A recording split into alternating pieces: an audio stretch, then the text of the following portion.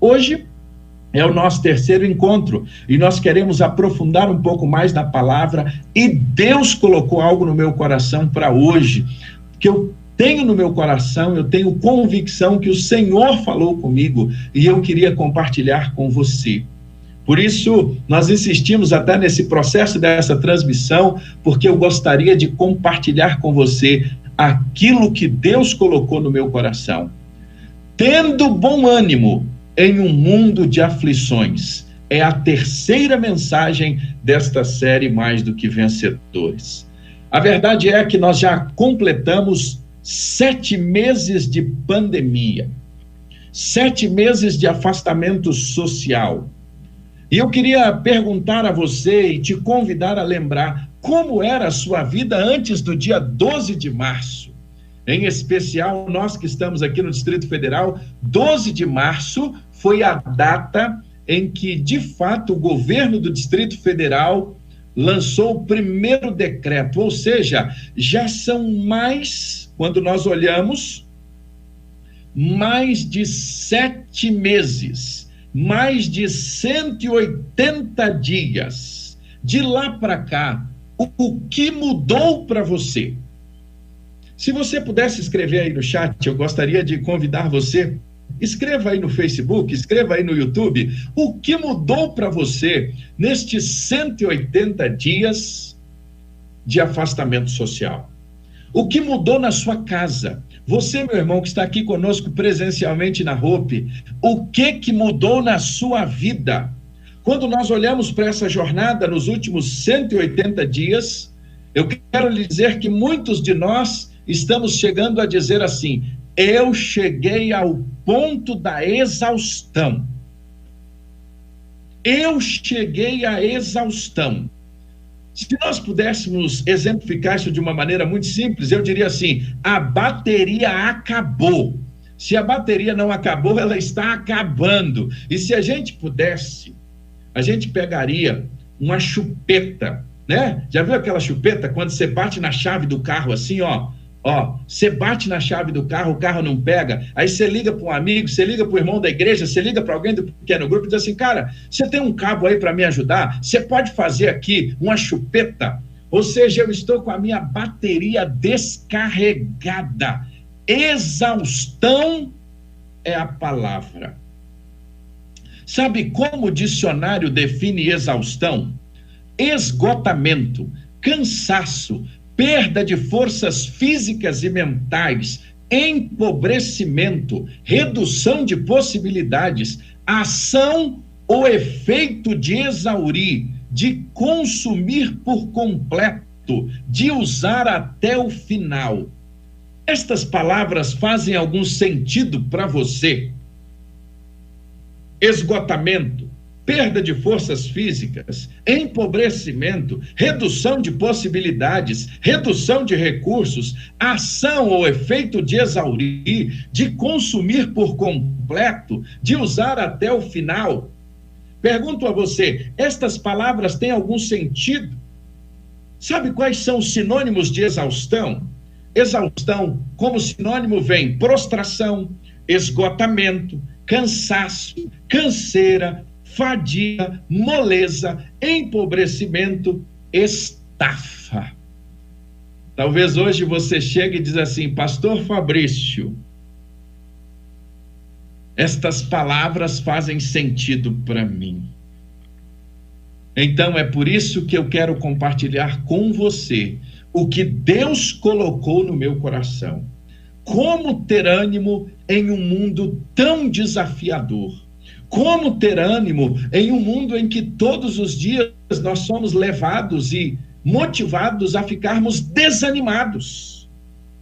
Algumas perguntas são importantes para este momento. Por exemplo, como nós podemos superar as dificuldades e as provações que nós estamos enfrentando?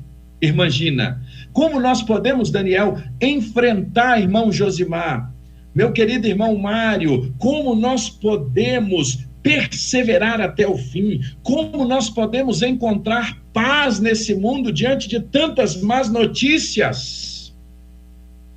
O Senhor Jesus foi claro em João capítulo 16, verso 33, e eu quero que você abra a sua Bíblia, porque nós vamos juntos acompanhar o texto de João, do Evangelho de João, capítulo 16, verso 33, é onde nós vamos ficar nesta noite.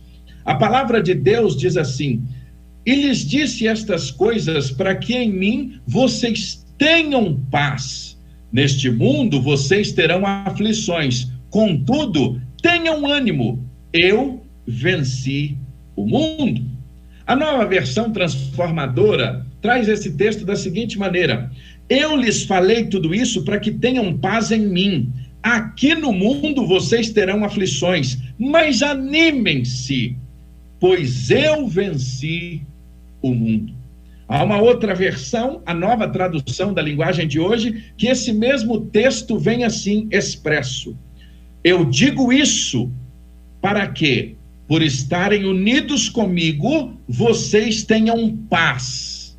No mundo, vocês vão sofrer, mas tenham coragem. Eu venci o mundo. Quero repetir novamente esta expressão do verso 33 na Nova Tradução da Linguagem de Hoje. Eu digo isso para que, por estarem unidos comigo, vocês tenham paz. No mundo, vocês vão sofrer, mas tenham coragem. Eu venci o mundo. Como você e eu lidamos com estas palavras de Jesus neste tempo? Como lidar com estas palavras de Jesus diante de tudo que nós estamos enfrentando? Em mim tenhais paz. Vocês terão aflições, mas tenham ânimo. Sem dúvida alguma, nós temos aprendido nesta série de mensagens, sendo mais do que vencedores, que fruto da nossa jornada como seres humanos, caídos, afastados de Deus por causa do pecado, em virtude do pecado nós enfrentamos o sofrimento, desde o sofrimento da morte, do distanciamento e de tudo aquilo que é fruto do pecado neste tempo e na humanidade. Nós sofremos as dores, nós sofremos os desafios que o pecado ocasiona, e fruto disso, nós notamos que o próprio apóstolo Paulo, na sua teologia, nós vimos isso no primeiro dia, quando ele escreve aos romanos, na sua forma de enxergar quem é Deus, e nas suas conclusões do seu relacionamento com o Senhor, ele compartilhou com a igreja em Roma uma verdade muito preciosa, que ele diz: para mim, eu tenho por certo que as aflições do tempo presente não se hão de comparar com a glória que em nós há de ser revelada. Paulo estava nos chamando a uma profunda reflexão, que o sofrimento do tempo presente não se compara com aquilo que nós vamos vivenciar com o Senhor na glória. Mas a verdade é que até chegarmos lá, nós temos muito que vivenciar. E como ter ânimo ao coração? E alguém poderia até dizer assim: Paulo falou isso, mas será se Paulo enfrentou o sofrimento? É fácil falar isso quando a gente não está enfrentando o sofrimento. É fácil falar estas coisas quando nós não enfrentamos dias difíceis.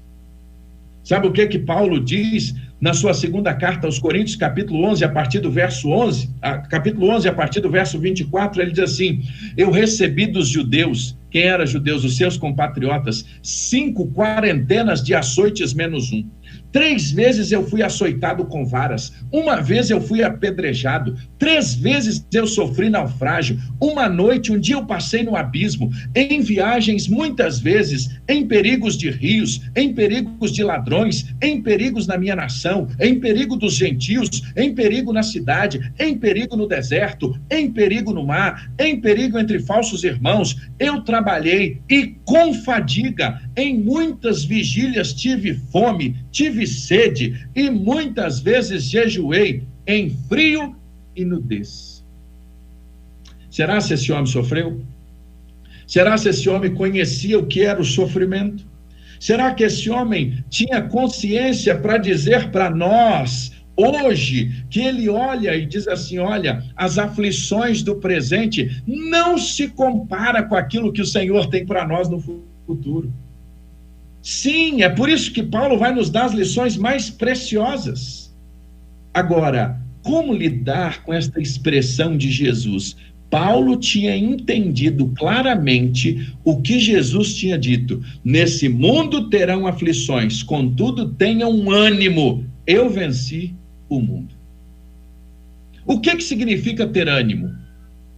Ânimo, diz o dicionário da língua portuguesa, que é a condição de espírito, alma, excesso de determinação diante de uma circunstância perigosa. O que diz respeito a temperamento, ação de manifestar a sua própria vontade ou desejo. Quando nós olhamos esta definição da palavra ânimo, nós olhamos para o seu contexto, a palavra ânimo tem muita relação com o conceito que nós temos de resiliência. O dicionário define resiliência como a propriedade dos corpos que voltam à sua forma original depois de sofrido alguma deformação ou choque. É a capacidade de quem se adapta às intempéries, às alterações, os infortúnios. É como esta árvore que você está vendo aí, que o vento tenta derrubá-la, mas ela volta ao seu natural. É a tendência natural de se recuperar ou superar com facilidade problemas. É a característica mecânica que define a resistência dos choques de materiais. Ou seja, a resiliência é uma capacidade dada por Deus a cada um de nós e é uma das capacidades mais importantes das nossas vidas. Sabe por quê? É a capacidade que Deus nos dá como discípulos de Jesus de sermos atingidos pelas circunstâncias adversas e podermos recomeçar. Eu gosto de exemplificar sempre com aquele boneco do João Bobo, aqueles bonecos que são, a gente enche ele de ar. Já viu aquele boneco que você bate de um lado, ele vai, parece que vai cair e volta? Aqueles infláveis. Sabe aqueles infláveis que você tenta empurrar, a criança leva e ele volta, tenta afundar ele na água e ele volta, ele é teimoso, vai para lá e ele volta. Tenta, nós precisamos entender que em Cristo Jesus, Ele nos dará forças para sermos resilientes desta maneira. As circunstâncias virão, nós vamos quase cair, mas nós vamos levantar pelo poder de Deus. Resiliência é a capacidade de, mesmo diante da dor, perdendo um ente querido, nós olharmos para o Senhor e sermos consolados pelo poder de Deus e prosseguir. É mesmo quando nós somos despedidos do trabalho, o Senhor nos dá força para escrever novos currículos e batermos em muitas portas na fé e na convicção que Ele está conosco. É quando passamos uma frustração, um desgosto, e é como se levássemos um nocaute. E naquele momento ficamos meio que tonto, atordoado por causa do nocaute. Mas o Senhor nos dá força para voltar. O resiliente, ainda que meio tonto, ele recomeça. É por isso que alguns profissionais da saúde mental diz que define resiliência como um momento na vida do ser humano que, apesar da dor vivida, essa pessoa revive novamente, por meio da capacidade de reinventar-se a si mesmo. A palavra de Deus nos ensina que essa reinvenção, ela não vem de nós mesmos.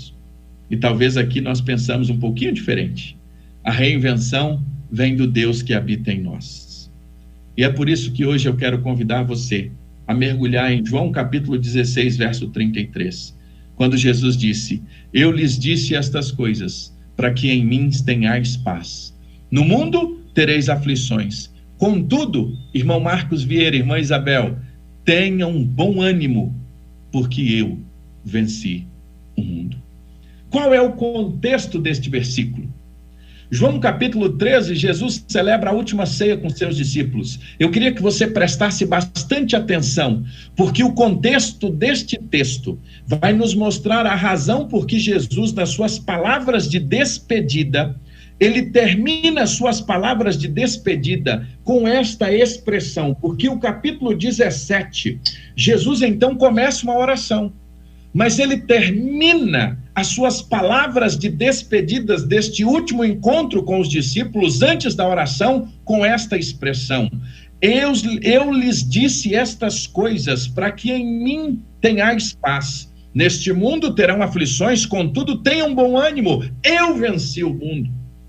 João narra a partir do capítulo 13 esse último encontro de Jesus com os discípulos na última ceia.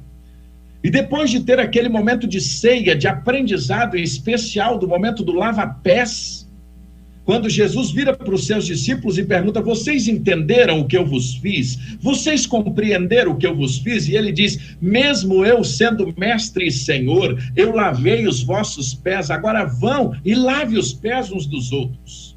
Entre os discípulos havia uma grande questão, que nós notamos isso nos livros correlatos do Novo Testamento.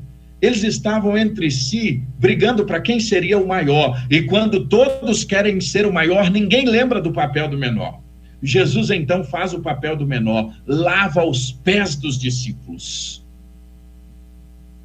E naquele momento ele dá uma grande lição. Mas logo em seguida algo acontece. Ele diz que um haveria de trair e outro haveria de negá-lo.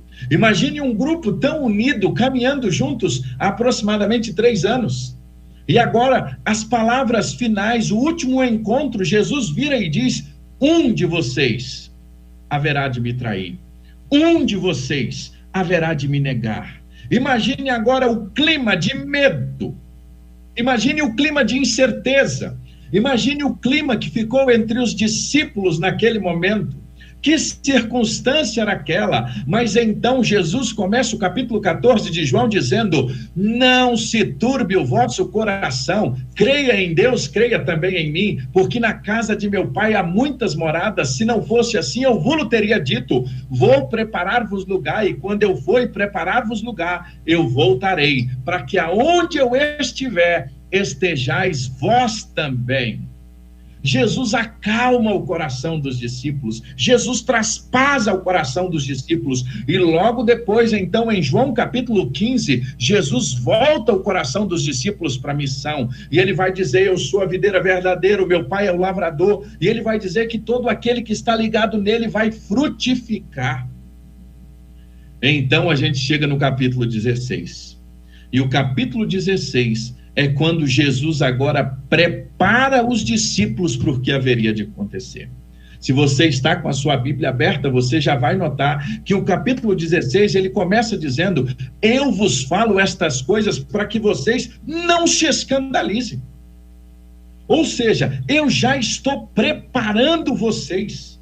Eu estou preparando vocês para que vocês não se escandalizem. Sabe por quê? Porque eles vão expulsar vocês das sinagogas, até chegar a hora que todo aquele que os matar pensará que com isso estará prestando culto a Deus. Jesus estava dizendo que ia chegar um momento que os discípulos dariam a sua própria vida em nome do Evangelho, e aqueles que estavam fazendo isso estavam achando que estava cultuando ao Senhor. Isto farão porque não conhece a Deus nem a mim, mas eu estou falando a vocês estas coisas para que quando chegar esta hora, vocês se lembrem que eu já tinha dito isso a vocês. Jesus então, no capítulo 16, prepara os seus discípulos, sabe para quê? Para enfrentar o dia mau. O capítulo 16, a partir do verso 5, então Jesus agora vai dizer que esta preparação, e isso aqui é lindo, é extraordinário, seria o acompanhamento que nós receberíamos pelo poder do Espírito Santo.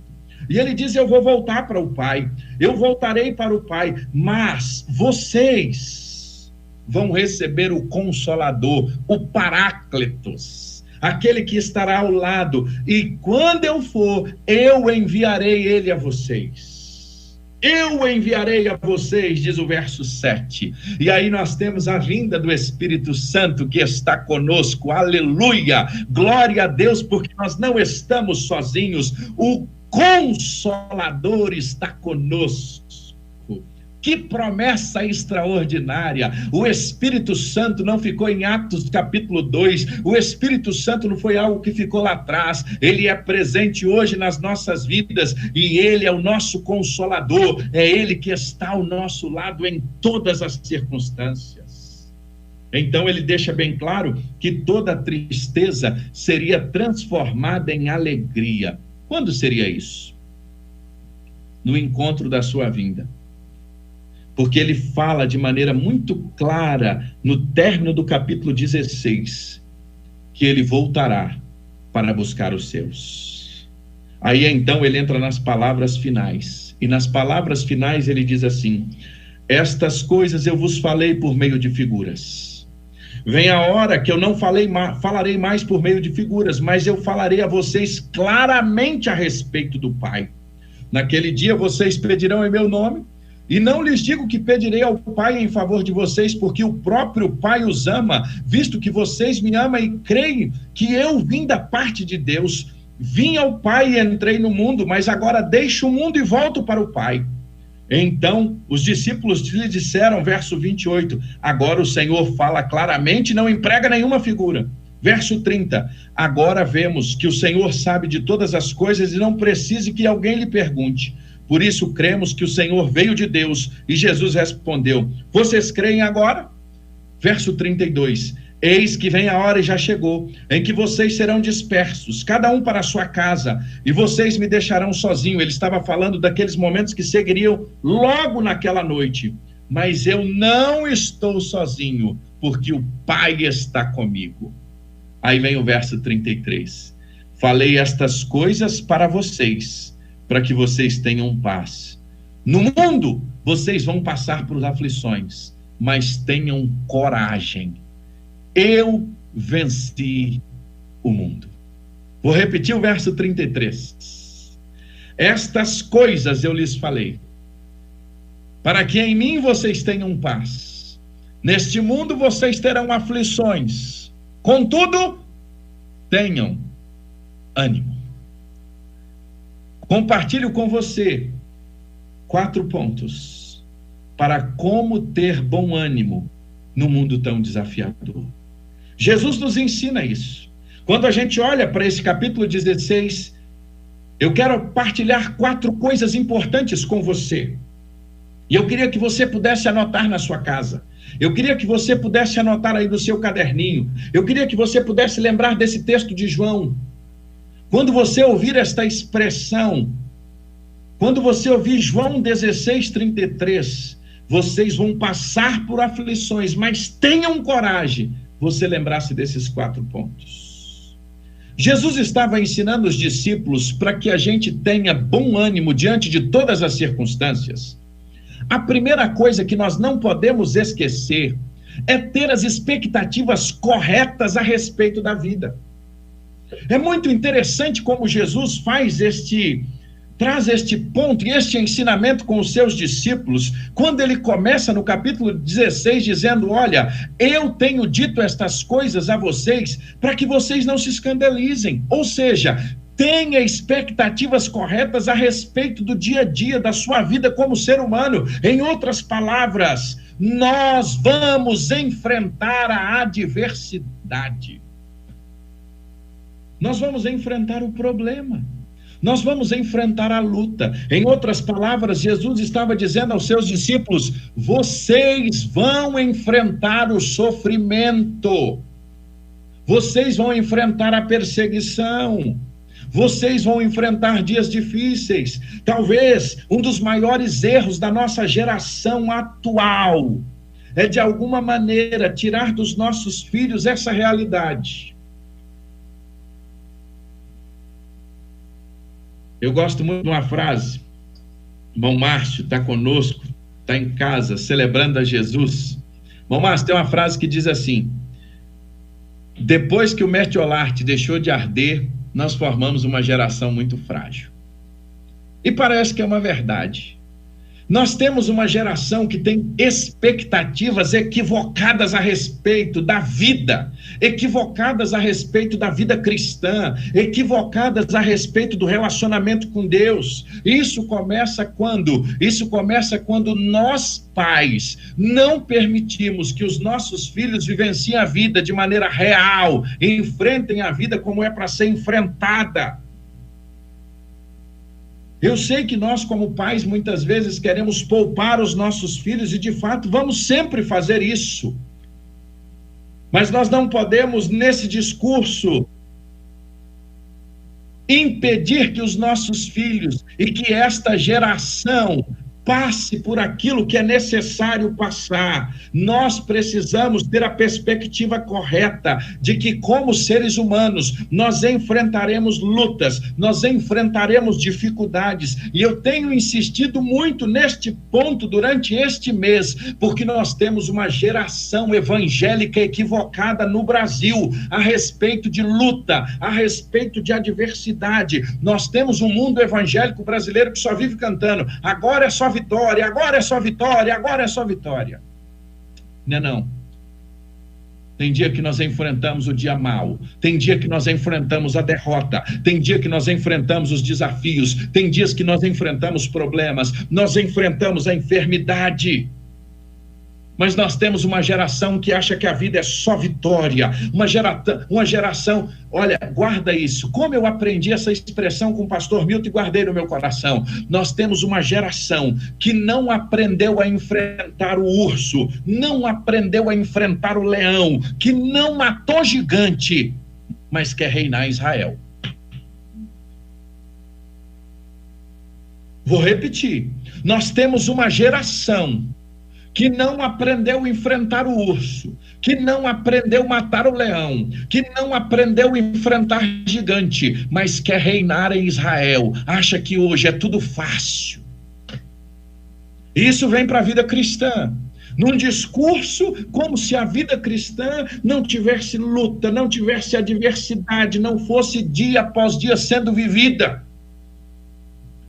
Ausência de Bíblia, ausência de conhecimento da palavra. Como ter um ânimo bom em um mundo desafiador? Em primeiro lugar, não se surpreender com a adversidade. Por isso Jesus disse: estas coisas eu vos tenho dito, eu tenho mostrado a vocês, vocês vão ser perseguidos, vocês vão passar lutas, vocês vão enfrentar problemas.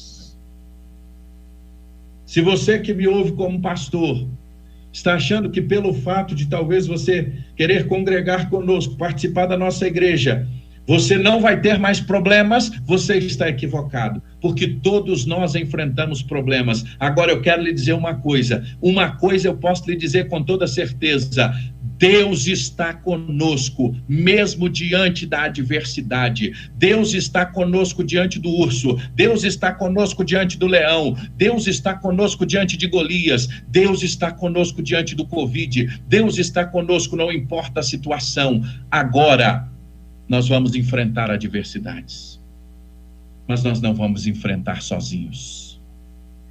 Você crê nisso? Isso é palavra de Deus, meu irmão. Isso não é discurso para que as pessoas queiram ouvir. Isso é Bíblia Sagrada. Por isso Jesus disse: estas coisas eu vos tenho dito. Não se surpreenda com as adversidades. Quer ter expectativas corretas? Leia a palavra, compreenda a palavra, seja fiel à palavra. Como ter um ânimo bom? Como estar animado diante das adversidades? Tenha expectativas corretas acerca da vida. Segundo, sabe qual é o segundo?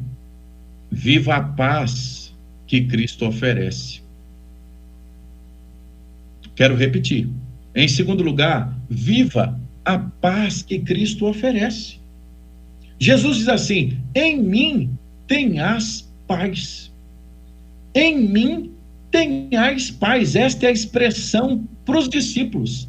Na palavra final de Jesus, depois de dizer que eles seriam perseguidos, depois de dizer que eles passariam por adversidades, depois de dizer que eles enfrentariam dias difíceis, ele está dizendo que para termos uma vida cheia de ânimo, nós precisamos aprender a viver a paz que ele oferece. É interessante que Jesus está mostrando aos seus discípulos para que no meio do conflito, ele estava providenciando paz. Jesus não providenciou armas, Jesus não providenciou meios humanos, Jesus não providenciou nada disso que é o primeiro olhar nosso, a gente poderia imaginar. Sabe por quê? Porque a sua luta não era contra carne ou sangue, mas contra principados e potestades. Por isso Jesus vira e diz assim: em mim tenhais paz. Não era simplesmente paz no meio do conflito, mas a paz que se descansa com a certeza da vitória obtida por Cristo vencendo o mundo. É a paz da vitória sobre todas as coisas, inclusive sobre a morte. Isso é suficiente para nos trazer paz interior, sabendo que em Cristo nós temos paz, paz que o mundo não pode dar. Paz não é ausência de conflito, paz não é ausência de guerras, paz não é ausência de problemas, mas paz é quando todo mundo está caindo e o meu coração permanece em paz. É disso que Jesus está falando. É disso que ele está mencionando, mas às vezes nós não optamos em viver essa paz que Jesus oferece, nós esquecemos de tudo isso e nós passamos a viver o quê? Por exemplo, passamos a viver ansiedade, passamos a querer viver do futuro. O foco muitas vezes do nosso pensar está no problema e não no Senhor. A paz de Cristo, ela está acessível a todo aquele que crê, e isso tem uma relação com o descansar em Cristo Jesus, mas às vezes nós queremos resolver as coisas segundo a nossa vontade, queremos tomar a rédea das circunstâncias, e uma das coisas que mais consome a nossa vida é quando nós perdemos o controle, porque para nós não está mais nas nossas mãos. E aí a gente fica como sendo levado para um lado e para o outro. Mas é isso que Jesus está nos ensinando. Em mim tenhais paz. Como ter um ânimo bom, como viver animado em um mundo tão desafiador. Viva a paz que Cristo oferece. Não permita que a dúvida entre no seu coração. Escolha o caminho da paz em Cristo Jesus. Mas pastor, eu não consigo. No meio das circunstâncias eu sou engolido. Eu sou engolida por tantos desafios e problemas. Eu sou engolido pelo sofrimento. Eu sou engolido pelas angústias desse tempo. Aí eu acabo não tendo um coração em paz e animado. E eu desisto. E eu não sou resiliente. Sabe por que isso muitas vezes acontece? Porque isso tem relação com a terceira coisa que nos ensina como viver uma vida cheia de ânimo neste mundo tão desafiador. Sabe o que é? Ser encorajado pelas promessas de Deus. Quando nós deixamos de ser encorajados pela promessa de Deus, nós não vivenciamos a paz que Cristo oferece. Quando nós perdemos o nosso olhar da palavra, quando nós perdemos o nosso olhar da presença de Jesus, nós estamos andando sobre as águas como Pedro, nós estamos vivendo o sobrenatural, a luta está grande, mas Deus está conosco, nós estamos olhando para Jesus, mas num determinado momento da nossa história, nós deixamos de olhar para o Senhor. E quando nós deixamos de olhar para o Senhor, nós afundamos. E aí, sabe o que acontece? Nós ficamos desanimados. Nós passamos a viver ansiedade. E aí eu te pergunto, o que te traz paz? O que te encoraja? Nós somos renovados, meus irmãos, é pela promessa do Senhor na sua palavra. É por isso que ele virou para os discípulos e disse assim: estas coisas eu estou dizendo a vocês, mas saiba de uma coisa: o Espírito Santo de Deus estará com vocês, vocês não estarão sozinhos. Essa é uma promessa de Deus. Nós não estamos sozinhos.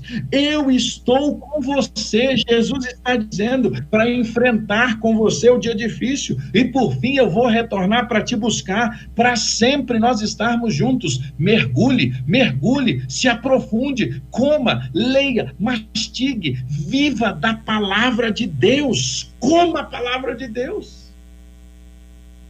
Mas se você não está sendo encorajado pelas promessas, se você não mergulha na palavra, se a sua mente não está cativa na palavra, qualquer coisa lhe serve. E aí num dia você está alto, no outro dia você está baixo, num dia você está animado, no outro dia você está desanimado. Por quê? Porque a sua mente não está cativa na palavra de Deus. Se lance na palavra e conhecereis a verdade, e a verdade vos libertará.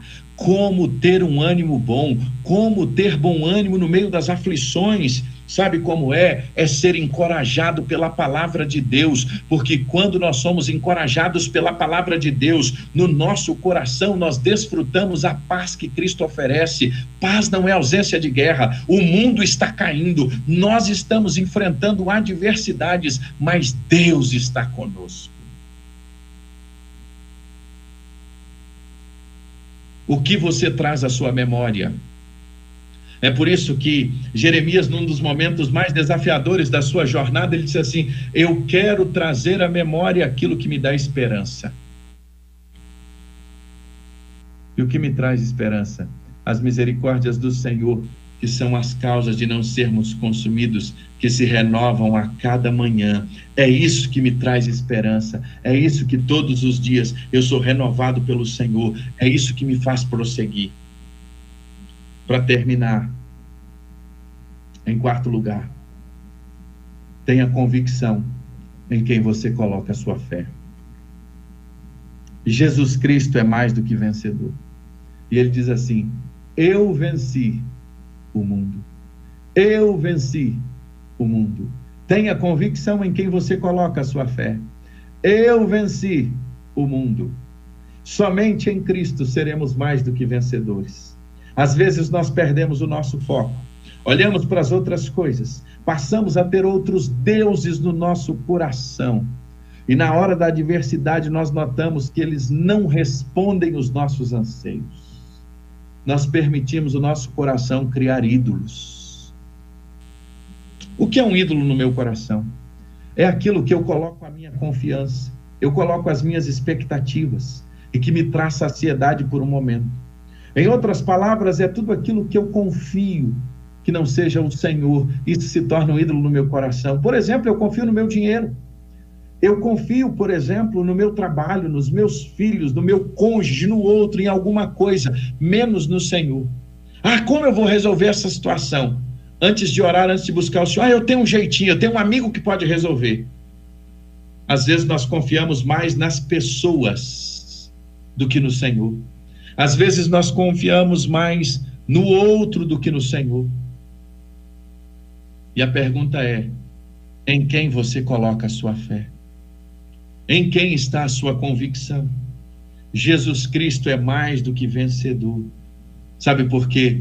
Porque ele venceu todas as coisas. Ele venceu o nosso maior inimigo. Ele venceu a morte. E ao terceiro dia, ele ressuscitou. E ele está vivo. E é por isso que o nosso ânimo é renovado quando nós recordamos em quem nós estamos crendo. É por isso que Paulo, no fim da sua vida preso, ele escreve ao pastor Timóteo, que agora já não é mais um jovem pastor. Mas ele escreve a Timóteo dizendo assim: por esta causa eu também sofro. Que causa é essa? A causa do Evangelho. Eu estou sofrendo, mas eu não me envergonho. Sabe por quê, Timóteo? Porque eu sei em quem tenho crido, e que ele é poderoso para guardar o meu tesouro até o dia final. Paulo tinha uma convicção, meus irmãos.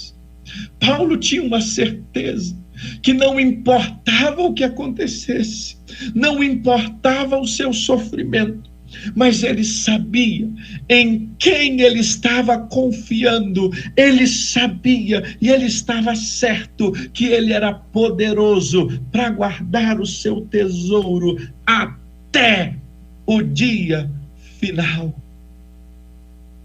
Tenha convicção de quem você crê.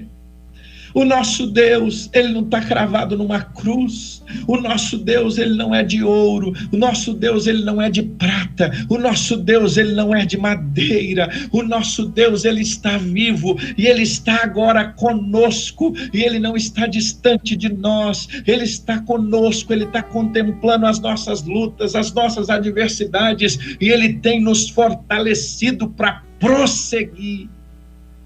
Agora, em quem você está acreditando? Você está acreditando em algum homem que você acha que vai resolver o seu problema? Você vai se frustrar. Você está acreditando em alguma instituição que vai resolver o seu problema? Você vai se frustrar. Mas agora acredita em Jesus, que você vai ver a sua vida transformada pelo poder de Deus. Tenha convicção de em quem você coloca a sua fé. Você quer ter um ânimo renovado? Você quer ser fortalecido nesse tempo tão desafiador? 4 coisas. Tenha as expectativas certas da vida. Não ache que pelo fato de você crer em Jesus, você não vai enfrentar problema. Você vai enfrentar problema. Eu vou enfrentar. Nós vamos enfrentar. Mas viva a paz que Cristo oferece. Seja encorajado pelas promessas do Senhor. Mergulhe na palavra. Olha o que ele diz: em mim tenhais paz. Em mim tenhais paz. Tem de bom ânimo. Seja encorajado pelas promessas dele. O Espírito Santo está conosco. E por fim, tenha convicção em quem você acredita, em quem você coloca a sua fé. Eu sei em quem tenho crido e estou bem certo que Ele é poderoso para guardar o meu tesouro até o dia final. Há muitas pessoas que no meio da adversidade elas perdem a total capacidade de recomeçar. Elas não desfrutam aquilo que o Senhor quer nos ensinar, que é a resiliência, que é prosseguir, mesmo diante das circunstâncias. Como ter um ânimo renovado? Vou repetir. Como estar com o coração animado nesse tempo tão desafiador, tempo de tantos desafios? É ter as expectativas corretas, é viver a paz que Cristo oferece, é ser encorajado pelas promessas de Deus e é ter a convicção de onde está a sua fé. Eu queria orar com você.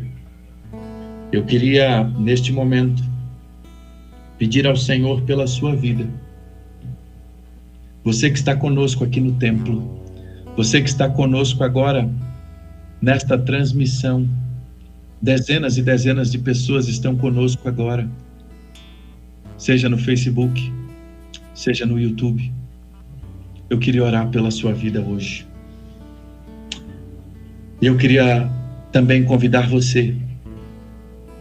Talvez você tenha confiado em muitas coisas, mas você ainda não entregou a sua vida para Jesus. Hoje eu quero convidar você a tomar a sua decisão com Jesus nesta noite. Você que está aí no templo, se você deseja tomar essa decisão com o Senhor, levante a sua mão aonde você está. Nós queremos orar com você. Você que está conosco agora nessa transmissão, eu gostaria que você pudesse escrever aí, seja no YouTube, seja no Facebook. Eu gostaria que você colocasse aí: eu preciso de Jesus. Eu reconheço que eu sou pecador, eu preciso de uma vida nova. Eu preciso daquilo que só Jesus pode me dar.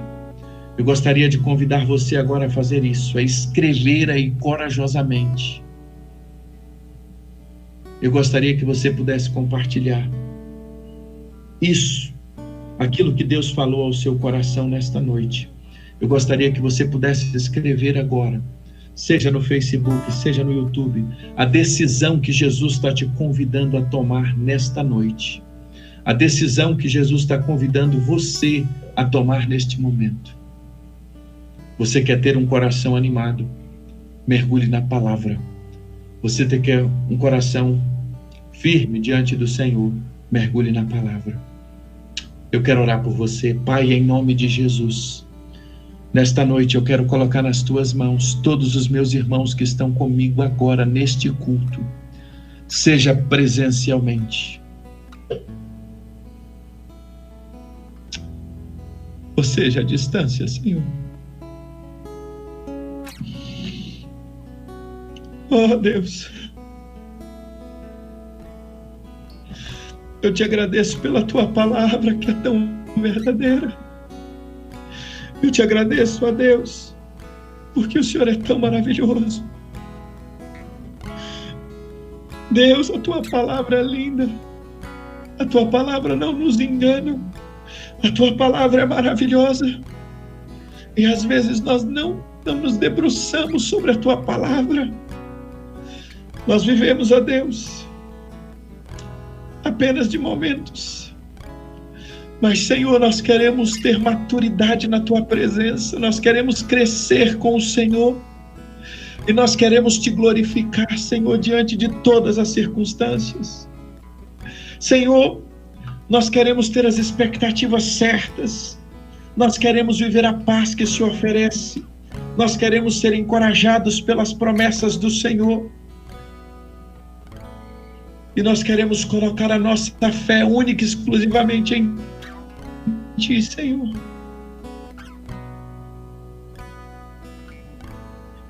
Eu oro agora, Deus, por todos os motivos de oração apresentados no book.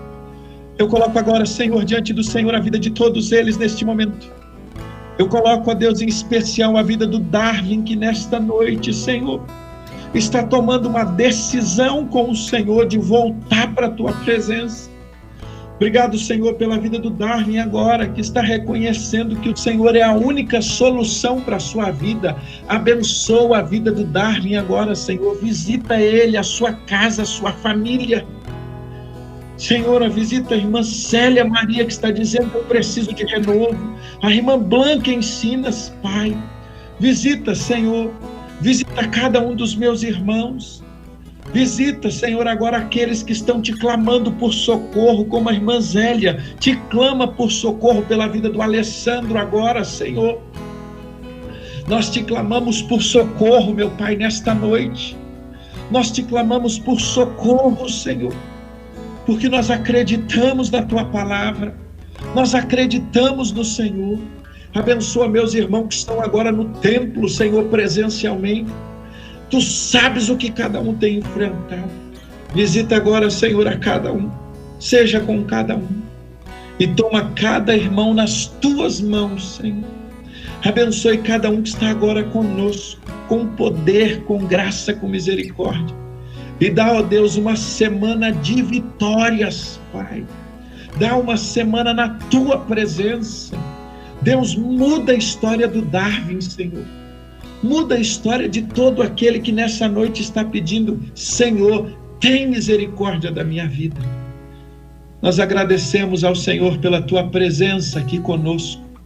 Obrigado, Senhor, pela Tua presença aqui na nossa casa. O Senhor tem cuidado de nós. Visita agora os meus irmãos que estão enfermos, Deus, todos eles. Visita os desempregados. Visita nossos missionários. Visita, Senhor, a cada um. Eu te peço agora por aqueles motivos de oração que incessantemente nós temos te clamado como igreja.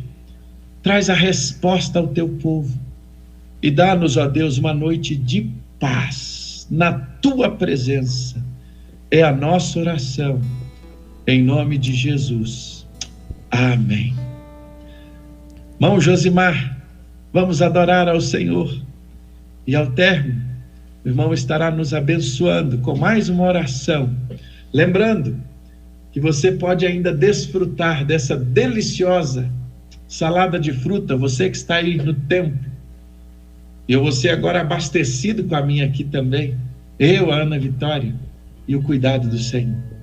Obrigado, meus irmãos, pela oração. Algumas pessoas estão perguntando: pastor, o que aconteceu? Nós hoje estou ministrando de casa. Esta semana, nossa filha, Aninha, teve alguns sintomas, ou um sintoma específico do Covid-19.